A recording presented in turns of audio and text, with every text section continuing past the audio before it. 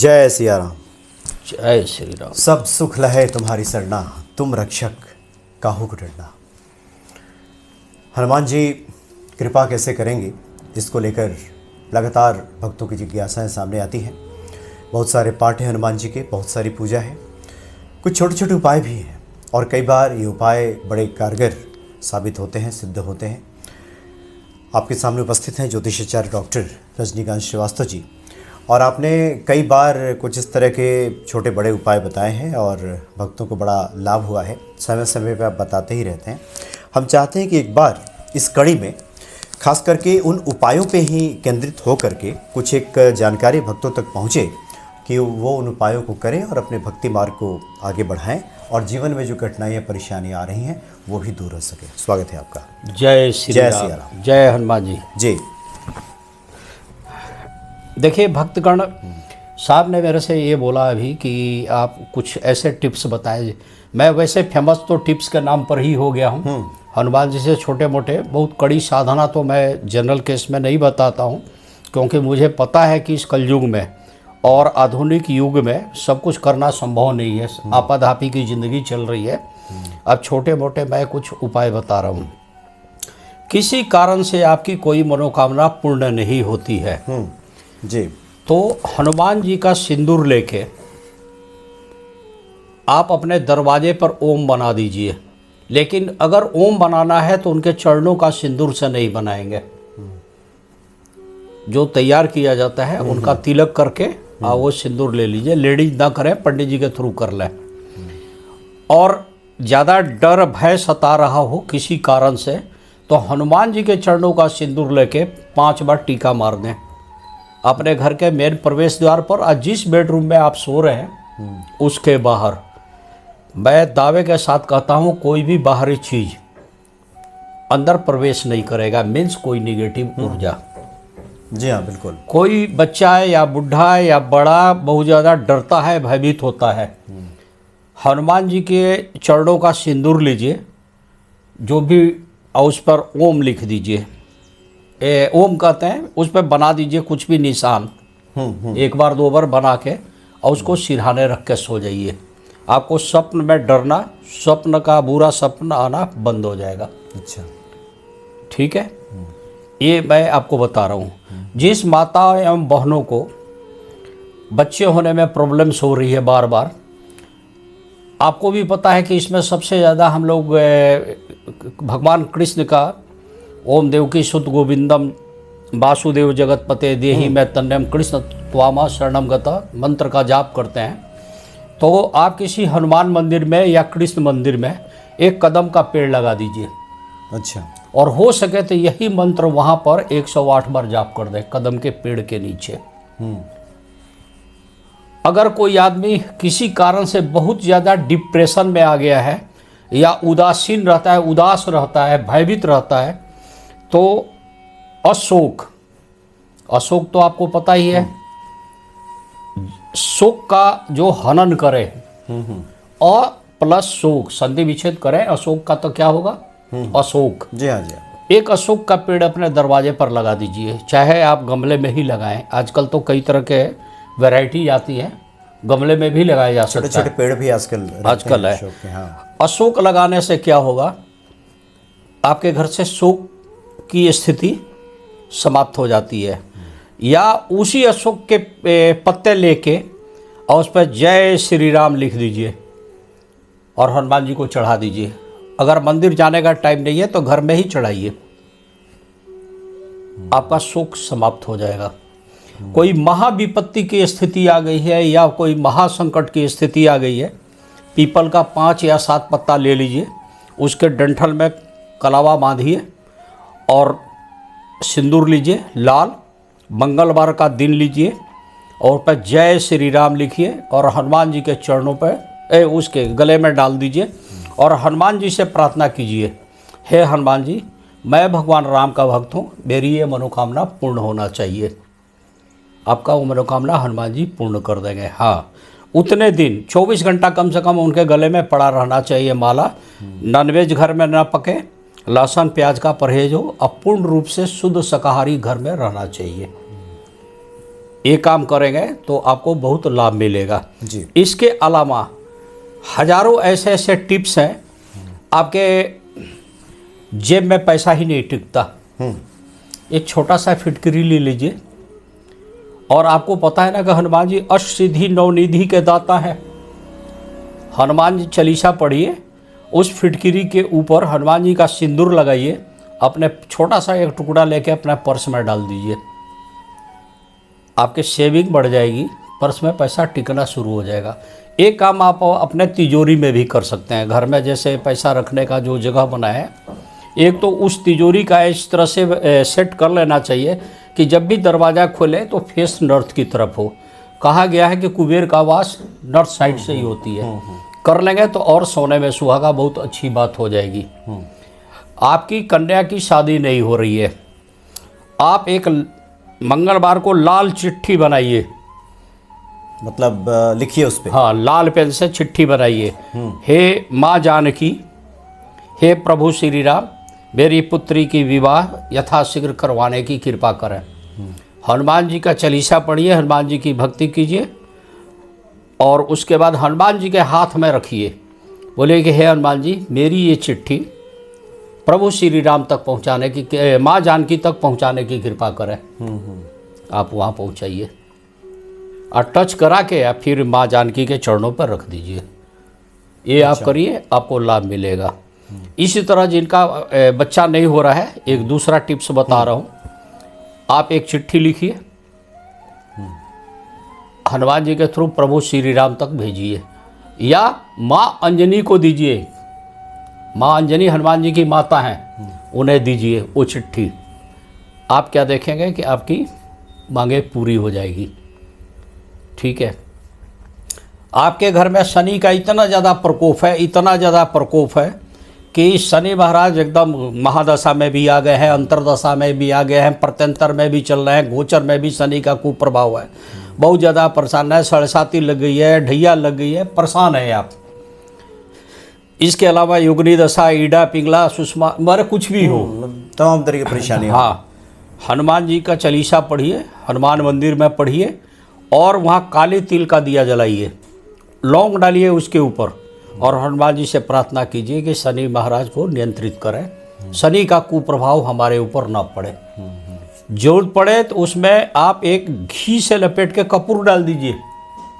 है तो तेल, लेकिन उसमें घी में लपेटा हुआ कपूर डाल दें और उसमें डालिए। आप क्या देखेंगे, आपकी मनोकामना पूर्ण हो जाएगी। अच्छा, ठीक है। आपकी बार बार नौकरी छूट रही है, जहाँ भी जा रहे हैं आपकी नौकरी छूटे जा रही है। नए जगह गए, वहाँ से नौकरी छूट गई, या वहाँ सिलेक्शन नहीं हुआ, इंटरव्यू में फेल हो गए, या कल आना, परसों आना, फिर देखेंगे, या आप घर जाओ, आपको इन्फॉर्म किया बता दिया जाएगा, आपकी सिलेक्शन नहीं होती है। आप नाक रगड़िए हनुमान जी के सामने, हनुमान जी से प्रार्थना कीजिए कि हमें रोजी रोजगार चाहिए।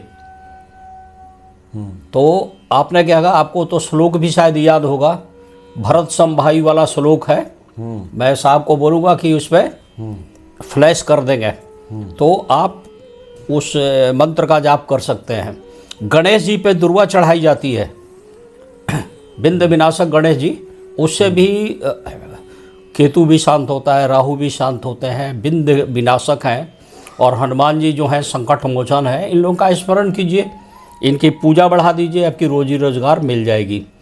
कोई आदमी बहुत ज़्यादा बीमार है, आप उसके लाल कलावे से उसका लंबाई नाप लीजिए और उसको फोल्ड करके हनुमान जी के चरणों के नीचे दबा दीजिए।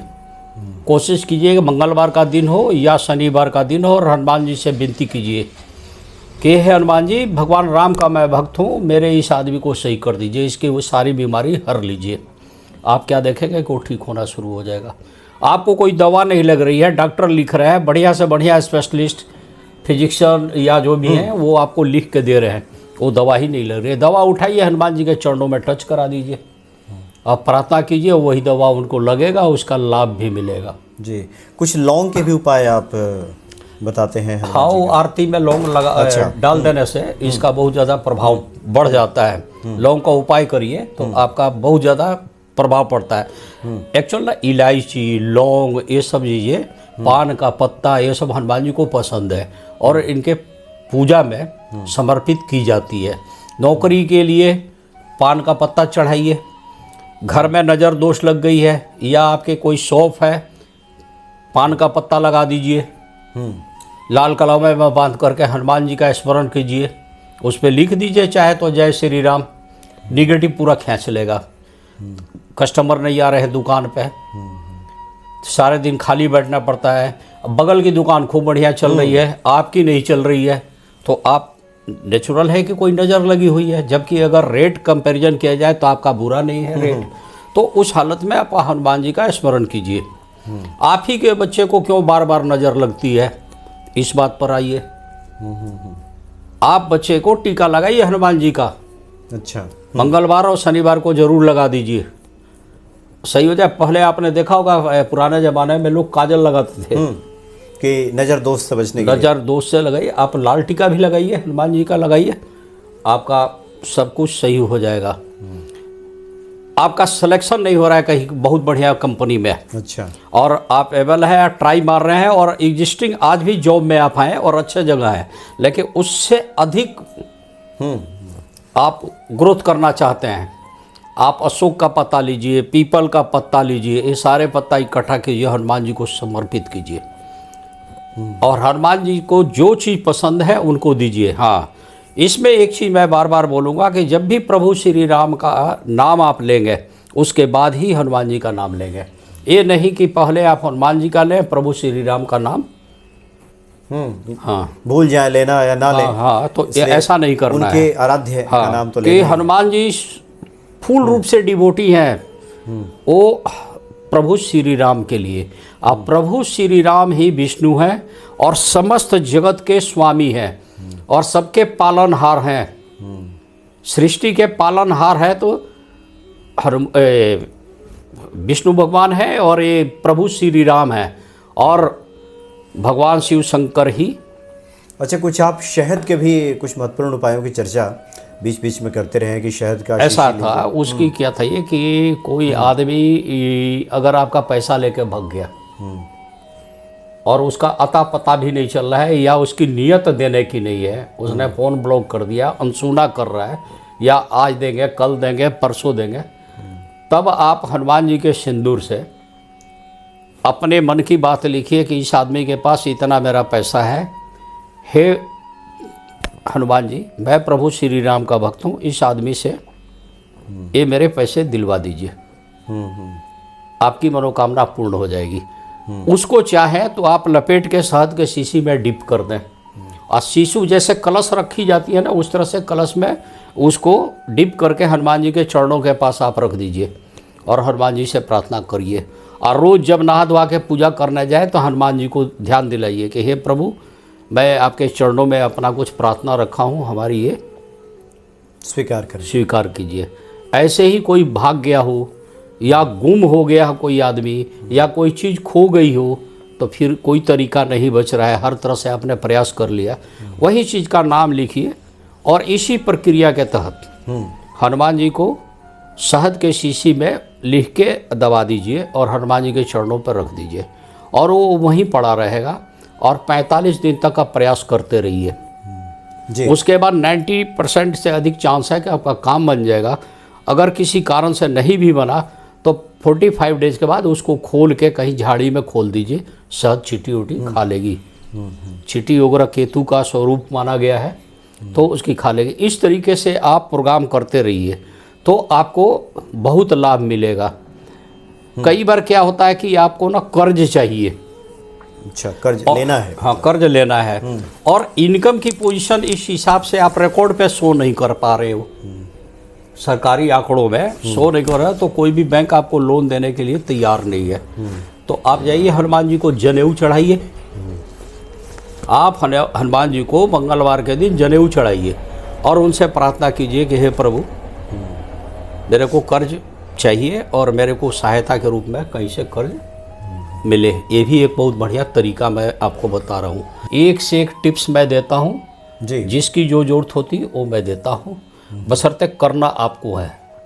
मन से करेंगे आपको लाभ मिलेगा। जी सर। यानी श्रद्धा भाव से हाँ इसको जी, हाँ जी, कीजिए। हाँ जी। और दूसरी बात है कि जो भक्त हैं, जो नई नई भक्ति में उतरे हैं और जो सांसारिक उलझनों में फंसे हुए हैं, उनके लिए तो बहुत आवश्यक है कि इस मार्ग को भी अपनाएं। इस तरह के छोटे छोटे उपाय भी आपको हनुमान जी के प्रति भक्ति की तरफ प्रेरित करते हैं, आपको जोड़ते हैं हनुमान जी से। और हनुमान चालीसा तो सर्वश्रेष्ठ है ही, तो इन उपायों को कीजिए। और कुछ अन्य भी जिज्ञासाएँ आपकी शेष रहती हैं तो आप कमेंट्स कीजिए कि इस विषय के उपाय, टिप्स आपको चाहिए, क्या किया जाए। कुछ आपके अनुभव भी अगर है इसको लेकर के कि आपने इन उपायों को किया, आपको किन फलों की प्राप्ति हुई, किस प्रकार से आपको शुभता की प्राप्ति हुई, उसके बारे में भी आप लिख सकते हैं। तो आगे हम लोग विस्तार से इस पर बात करेंगे। बहुत बहुत धन्यवाद आपका। जय श्री राम। जय श्री जय हनुमान जी।